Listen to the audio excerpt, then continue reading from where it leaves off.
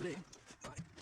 My traction bar brackets came in, so we are going to get some traction bars put on the Cummins. Don't mind my really nice wiring. Try and get this thing. There we go. Got to worry about thieves out here. So I've made a video on this truck since like 4 years ago, but this is the finished product. It's been running really good. Give you guys a little startup of the Cummins. She's been sitting for a couple weeks, hasn't been touched, so see how this goes.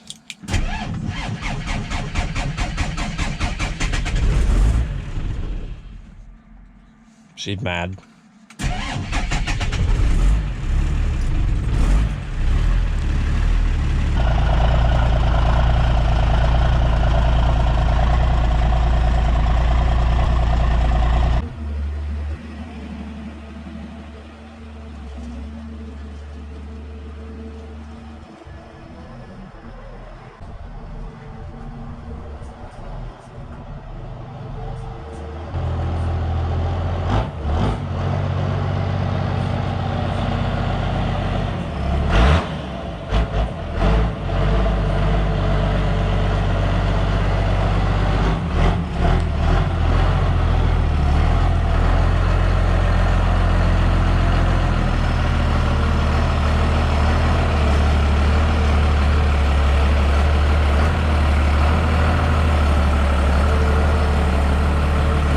Got the old girl in the garage. She's a little cold, but I didn't want it to warm up too much because then it'll start leaking oil. In case you guys didn't see the last video, there's the traction bars, and I got my brackets to mount to the frame, and then this is what mounts to the axle.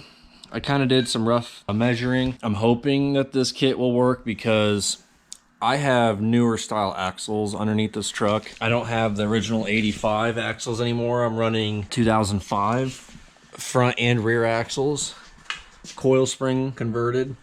Probably need to get a light, and it's solid front axle now, which is so much nicer. Now I don't have to worry about my tires eating up because my old axle would just destroy tires. Got some problems with this truck that I really need to fix, like the battery drain for one. I've had that problem since I drove this truck in high school. But just to kind of give you guys a little quick rundown, this is a 1991 12 valve. It does have the VE pump on it. I do have compound turbos. I have a 62 millimeter feeding a 73 down there.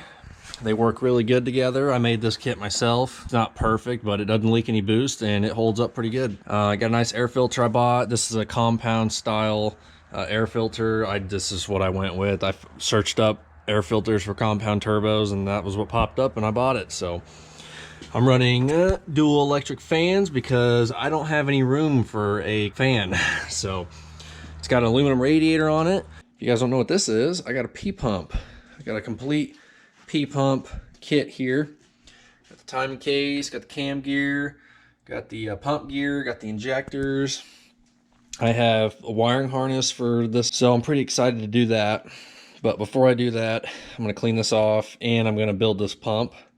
This pump is it's probably hard to see, but it's a 838 pump, which means it's a 160 horsepower pump, which is the smallest pump that they have to offer because it goes 160, 175, 180, and then 215. We're not gonna be doing anything with the cam. I am gonna be taking this apart, completely cleaning it. That'll be a video.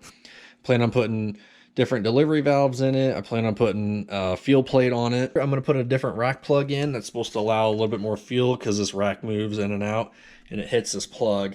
The new plug will be just a little bit further back and allow just a little bit more. So before I put this thing in, I'm going to try to max it out as much as I can. Now also guys, just so you know, I pulled this pump off of a non-running truck. So I have no clue what could be wrong with this pump. I don't know if this was the problem of the truck not running. So that I definitely got to figure out. Either way, the pump's getting rebuilt. There's a couple videos I've been watching to try to learn more about these injection pumps because I'm not too familiar with the P pumps. I'm more familiar with the VE pump that's on my truck, obviously because it was on it and I needed to know more about it. That'll probably be a later video. It's going to take me a while to get all those parts ordered.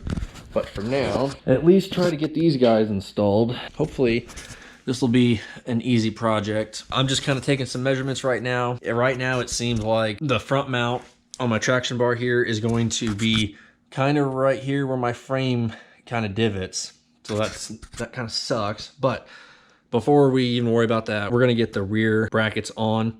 So that way the traction bars are already positioned and we'll know exactly where this bar mount's gonna land, because I've just been kind of eyeballing it. It could be further.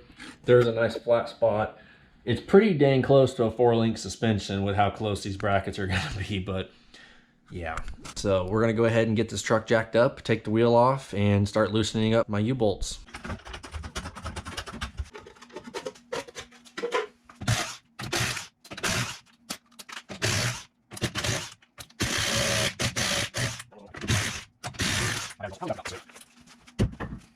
These are 35s, if anyone's wondering what size tires I'm running. 17-inch wheel. I like the smaller wheel look on the older truck. Big tire, small wheel. Always put a jack stand under your vehicle when you're working on it too. Got 2 supports there for that. It's got a breaker bar. Break these guys loose.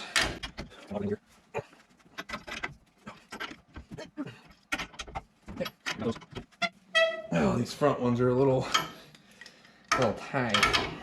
And ratchet away.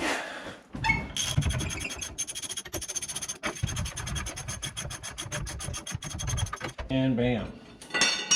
Now, if you guys are like me and your truck leaks a lot of oil, it's going to be a really greasy job. Just a heads up. But I'm sure not everybody's truck is a piece of shit. So whenever you guys put this bracket on, you want this bracket to go on just like this on each side. You want this longer part facing in towards your wheel. So I went ahead and got my bracket on. These are just snug right now because I'm going to kind of play around with it and see exactly where I should move this guy, because it has some adjustment in it. That's what mine looks like right now. The picture on the website I ordered them from shows his right in the dead center. But if I do that, then I'm running the risk of it being like over way too far. So this is a different axle, so we might have to do a little bit of custom fabricating. I know traction bars don't have to be perfectly square with the frame, because that's what the rubber bushings are for, is to allow for a little bit of flex, but we'll try to get as close as we can. So now I'm gonna put a bushing in this end, and then I'm gonna bolt it in, just to kind of rough idea, and then we'll hold it up over here and see kind of where it lands and go from there.